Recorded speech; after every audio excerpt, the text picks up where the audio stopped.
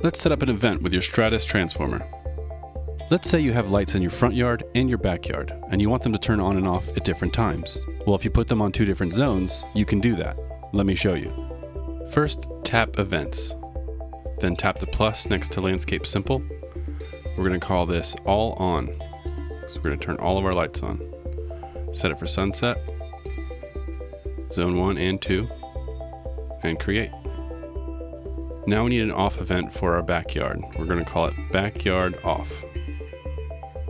And we're going to set it for 10:30 p.m. And just zone 2, because that's our backyard. Hit create. And now we need an off event for our front yard. Call it Front Yard Off. And we're going to set it for sunrise.